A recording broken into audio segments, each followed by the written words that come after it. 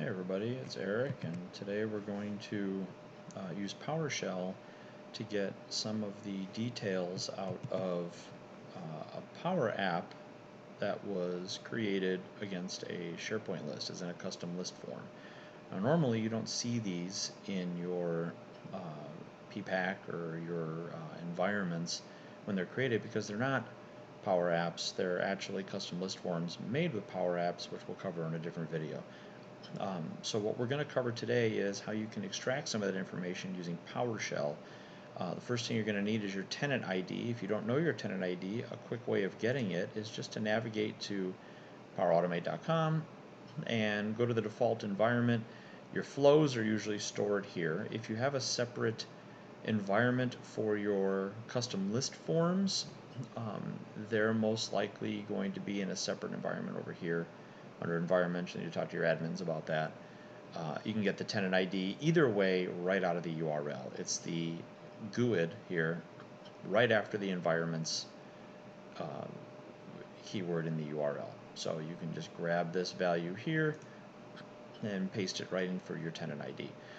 We'll then want to run the add Power Apps account with your tenant ID. Now this command here is part of the Microsoft Power Apps Administration PowerShell library or module. If you don't have that, you want to make sure you get that. That's well documented online. The next thing I want to do is I want to get the default environment. You can either manually type it in here by specifying the environment name as the GUID. That's what it's looking for. In this case, I only have one environment. It's my demo environment, which is my default, so I'm just going to leave this the way it is.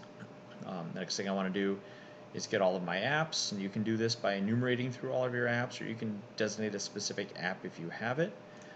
You would do that by putting in here the app name, and the app name is the GUID of the app, or the custom list form in this case. If you don't know it, you can just do apps and cycle through all of them. What I'm doing here is setting up an array object that I'm going to populate later just to make a grid view look nice for our demonstration. So for each one of these, I'm going to parse out or split out the created time because it's in a long format that's common to SharePoint, where it's more like a Unix format, which is split on T and Z for time and for time zone. In this case, I'm just going to split it off of the T so I get the time, and then I'm going to grab the first 8 digits of that to give me the of the date to give me the time.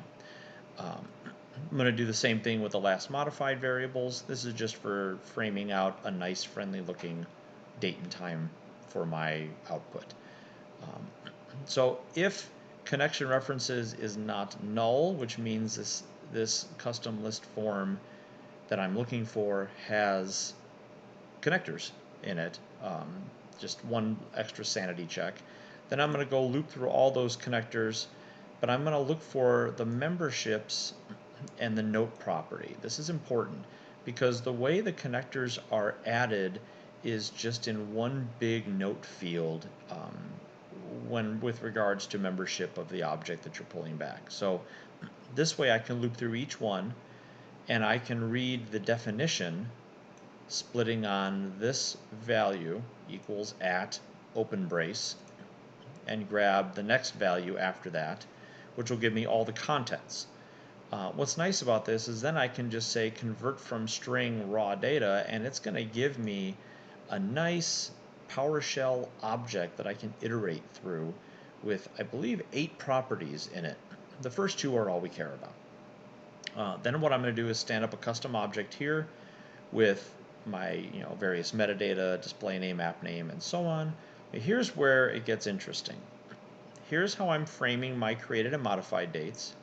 Your connector name is going to be the result of this convert from string, where I grab the definition of connection references, and it's going to be P1. P1 is the value for your connector name. That's the actual name of the underlying member. Connector ID is P2, and then I trim out all the extra fluff around it so I just get the actual name. This is where you have, it looks more like a URL format. But it's another validator, I feel, where you can compare it to name to make sure you get the right one. To get the SharePoint site properties, if they're present on your connector, the site is in Internal, Properties, Embedded App, Site ID. The list URL is in List URL, and the list ID is in List ID. So let's run this and output it to a grid view and see what kind of results we get. And as you can see, it shows me my custom list form here on my demo list. All of my ID here, information, when it was created and modified, the connector name is the SharePoint Online connector, and the connector ID, SharePoint.